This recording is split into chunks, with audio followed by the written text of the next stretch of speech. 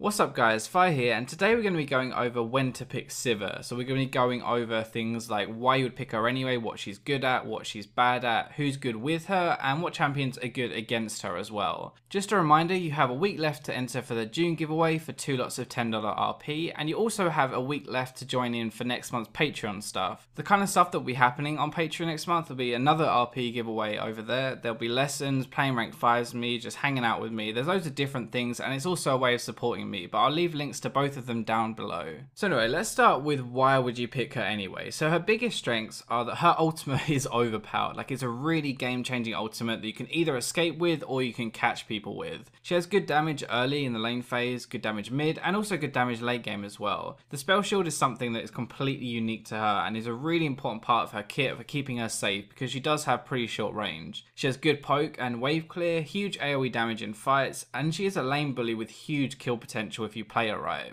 Her weaknesses are really obvious though. Her biggest one is that she has a very short range, so that means that you have to be kind of close to people to do damage and put yourself at risk. The other thing is that in lane she is pretty mana hungry, and if you don't use the spell shield mana back, then you will go out of mana really fast. The final thing is that she's not really a beast late game, like she's not a hyper carry, and she can struggle in team fights because of her short range. She is still pretty good and she does a lot of damage, it's just kind of hard to output that damage because you're not the best tank killer and you have to get close to people to do damage. So overall then, why would you pick her and why would you not pick her? So she can affect the overall game probably more than any other AD carry with that ultimate. You can catch people mid game and snowball an entire game out of control. It's also really hard to lose your lane because if you do start to get behind, then you have your W and your Q and you can just instantly clear the wave and there's nothing the enemy bot lane can do to stop you. The other side of lane is that if you do get ahead, then you can get a lot of kills with your ultimate by chasing people down, and you can snowball really hard. The last thing, which is kind of something people don't often think about, is she does a ton of AoE damage in fights with her W and her Q. So not only are you shredding the tank in front of you, but you're hitting everyone behind them as well.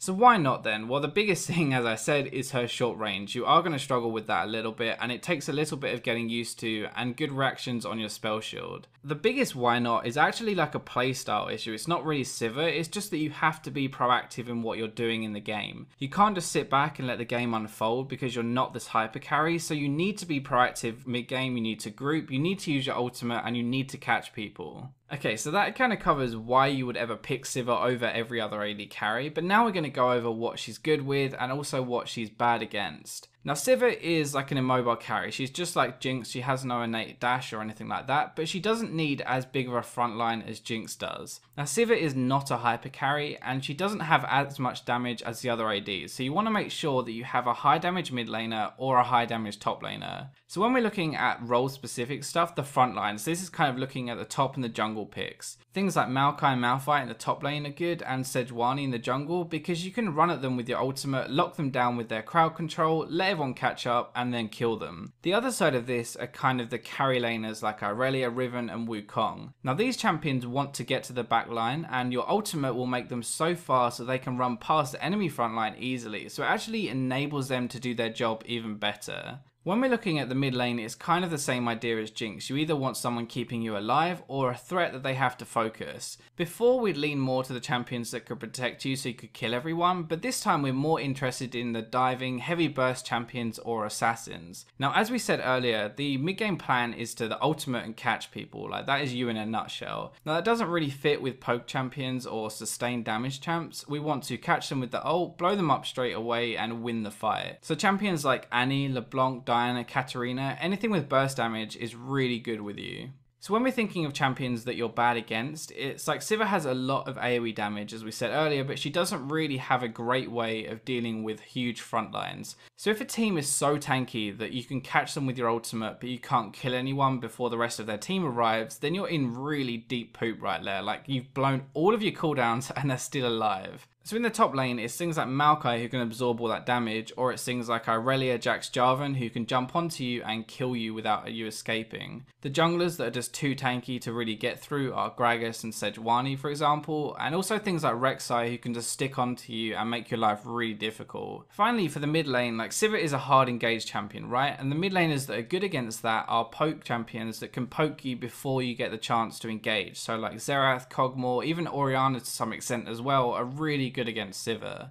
So that's the rest of the team, and let's just turn our attention to the bot lane specifically. Now Sivir has a pretty strong lane phase, and if you get ahead then it's really easy to kill people, and that's what you want to focus on achieving. So you just stop pushing, you let the wave push to the middle or to you, and as soon as they come to CS you ult, chase and kill. It's really that simple, and it's so effective for getting kills in lane. For kill lanes I love playing with Nautilus because he can run at them with your ultimate, he's tanky enough to absorb the damage, and he can lock them down with his hook, his ultimate and his passive and let you just kill them. So when we're looking at defensive lanes, it's a little bit different from usual, and we're going to go with Janna, but not for the usual reasons. So when I said it's really hard to lose lane as Sivir, I said it was because of her wave clear, right? You just W and Q and their wave is instantly gone and the enemy can't do anything to stop you farming. Now the reason Janna is so good here is because she puts her shield onto you, and because your abilities have good AD scalings, your W and Q will do even more damage and completely one-shot the wave. So that gives you an idea of what you want to be picking when you're with Sivir, right? For kill lanes you want something that can run at them, and for defensive lanes you want something that can sit back and help her farm. So when we're looking at champions that are good versus Sivir, so Sivir is bad against, we're going to be looking at Soraka and Braum for kind of the same reason, but they do it slightly differently. Sivir's whole kit in lane phase is about poke, and Soraka can heal through that poke and Braum can simply just block it with his shield. So these two cancel out her damage really well, and it means that it completely negates Sivir's entire lane phase and all of her kill potential. The final thing is what ADs are good against Sivir. This is the juicy bit, right? The important part. No one cares about supports really.